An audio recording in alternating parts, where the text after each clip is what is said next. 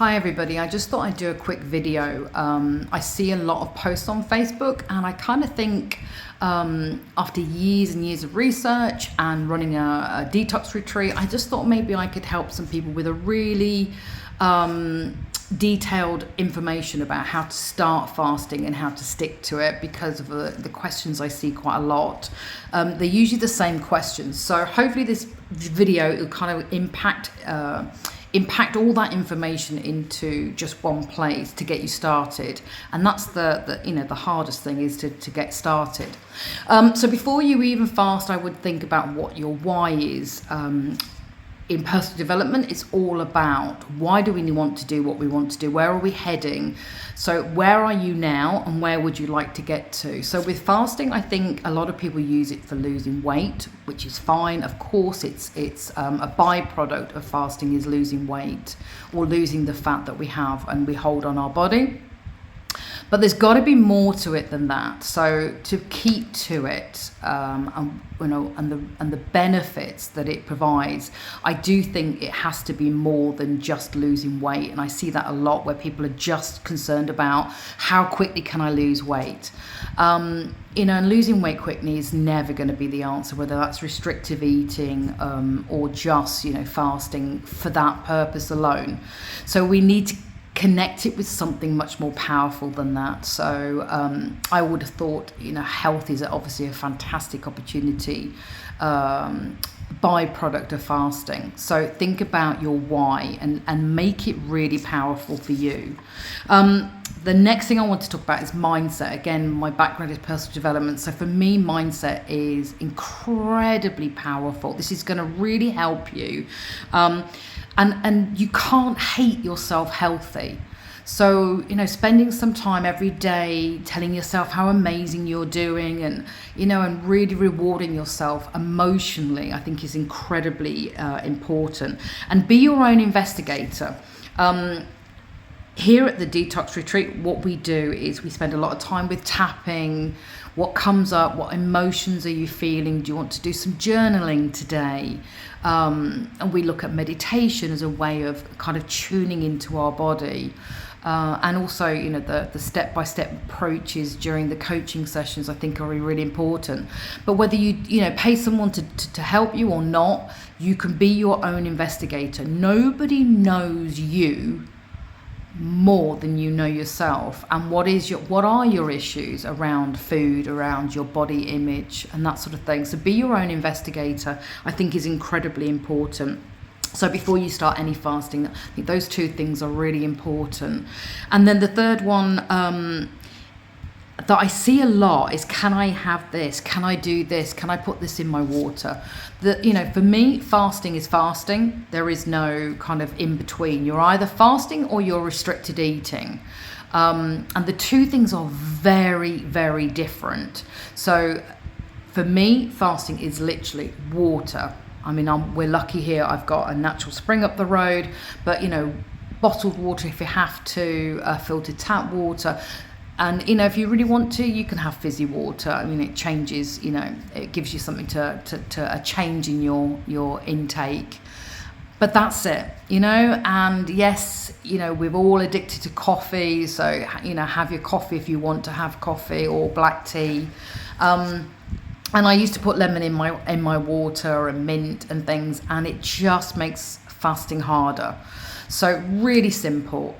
Don't add anything. Just make it simple. And for those people that don't like water, well, that's a good place to start. Start introducing water into your diet, before you even do any fasting.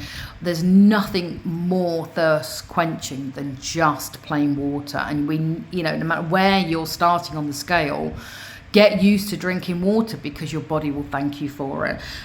So if you're not doing that, you're just restrictive eating and the body is not fasting. And that's where the sweet spot is. The body has to go into fasting to get all of the massive benefits.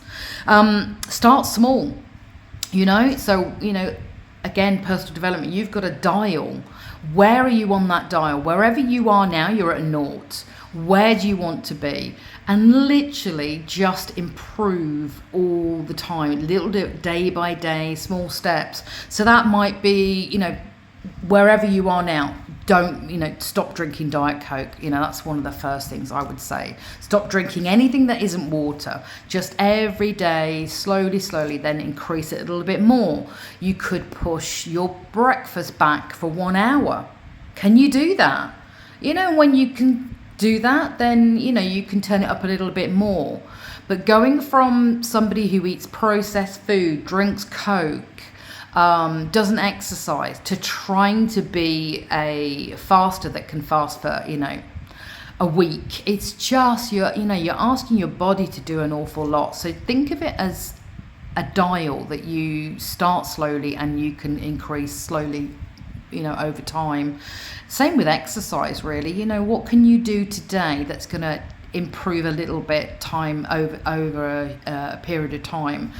Could you start off by doing some stretches in the morning, and can you add a little walking during the day? So just turn that dial slowly, and that will have a massive impact. I know it's not the quick fix, but it will have a massive impact eventually. And it's easier for you to do that.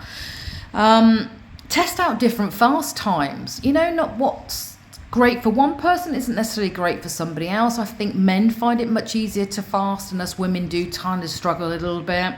But what would be sustainable for you? This is not a quick fix. What could you do every day?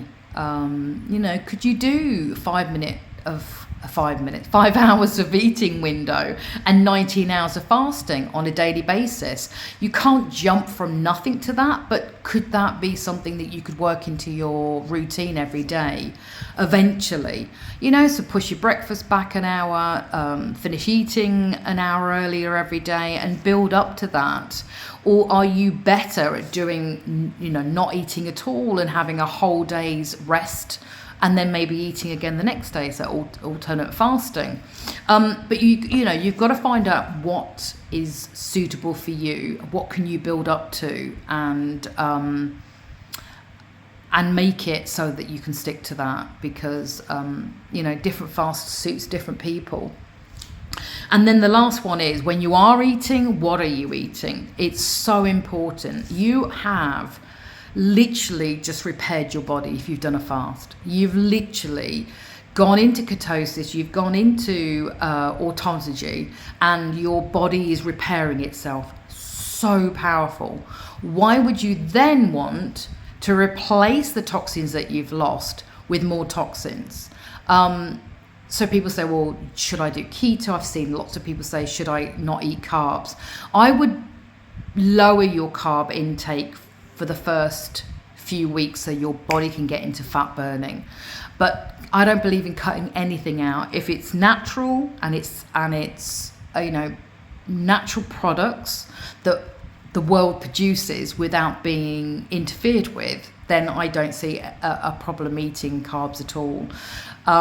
But we do need to get our switched from eating whatever we want to being able to go into fat burning. And the only way you can do that is by limiting carbs for a small period of time, getting your body used to going into the fat burning, and then it can switch over quite quickly.